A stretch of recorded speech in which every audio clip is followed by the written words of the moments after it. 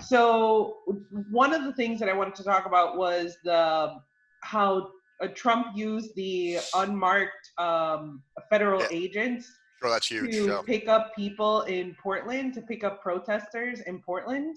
yeah.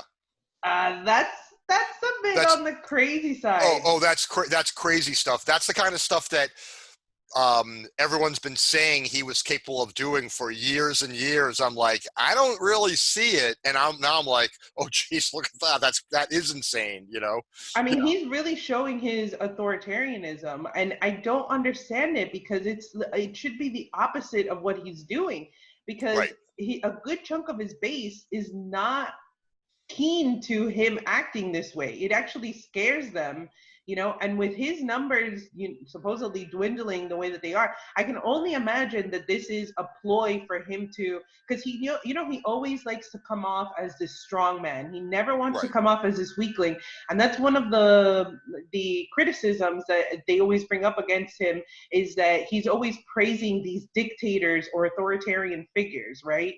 Right. That he always likes these strongman figures, and for it to be like excused by saying that these protesters, these terrorists or whatever, had control of this territory, the Chaz Chop area for weeks, and that of course they're going to come in with these unmarked agents and unmarked cars and just pick people up.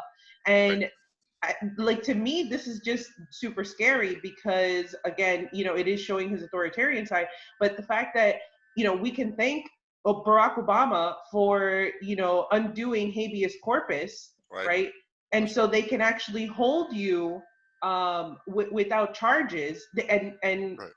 No, and charge you as a terrorist. And remember how we were talking about it last week, about how people, they keep using protesters, or they keep naming protesters as terrorists, and then once you're named a terrorist, you lose all your rights. right.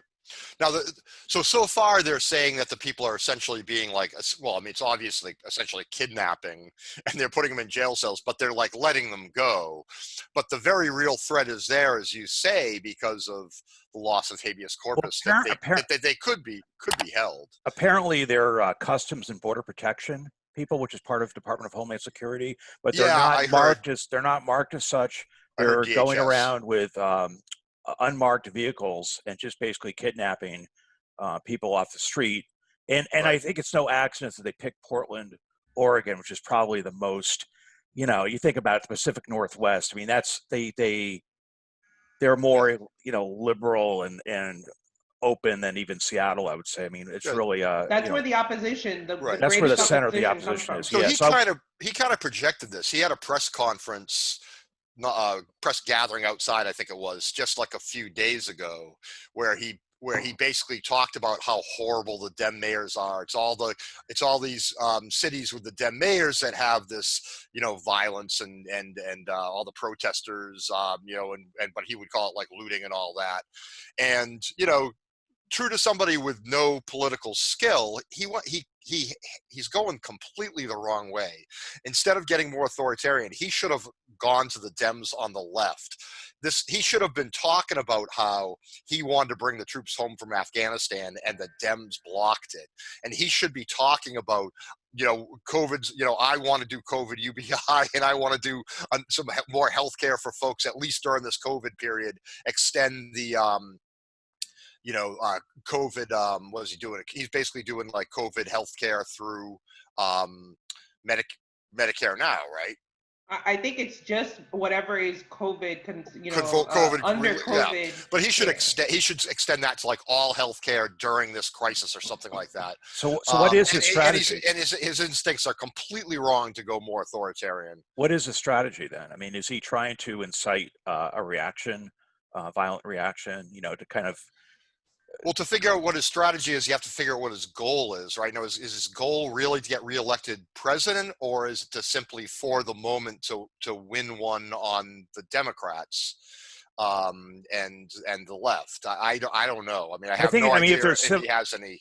If there's real civil unrest, you can declare a state of emergency and suspend the elections. I mean, that's ultimately That's a great within his power to do. Yeah. So I could see that's what he's thinking in the back of his mind, because he Right. knows he's not going to win at the ballot box, even with massive election fraud. He may not have a clear path to victory, through the election. So I wouldn't put it beyond him to like hoping that someone's going to like shoot back or do something and say, see, look, they're violent. And we have to impose much broader, pervasive measures to crack down on this, not just in Portland, but in other places. I mean, that's I kind of see that. What do you think of that? Yeah, I and I think that's a real definitely threat. think I think the fact that that he remember a couple of weeks ago I talked about this, that I felt that they were setting up an infrastructure of having these like military on hand, Right. in these states, so that they can, like I said, they can set up this infrastructure for whatever it is that is coming at the end of this year. Yeah. Obviously, this is a crazy tumultuous year. Right. And I feel like it's only beginning. There's still so much shit that Yeah. is yet to come this year. And I think the election, I've been saying it for a while that I wasn't really sure that we were gonna have an election. And I hate saying that, because then it just plays to this fear mongering that Yeah. people do with Trump, that they just Right. say that, oh, you're just saying that he's not going to have an election because, you're just making him out to be this big bad wolf or whatever. But I don't know. That's like, Yeah. that's literally, Well, I don't have Trump derangement syndrome. so yeah, and to me, the only ones that rigged a primary, two primaries in a row, are the Democrats. The only ones that Mhm. tried to undo an election and the will of the people were the Democrats. But I'm horrified by our entire leadership. I mean, now Trump has indeed shown this insane authoritarian streak. And so at this point, yeah, I just have like no faith in government, period.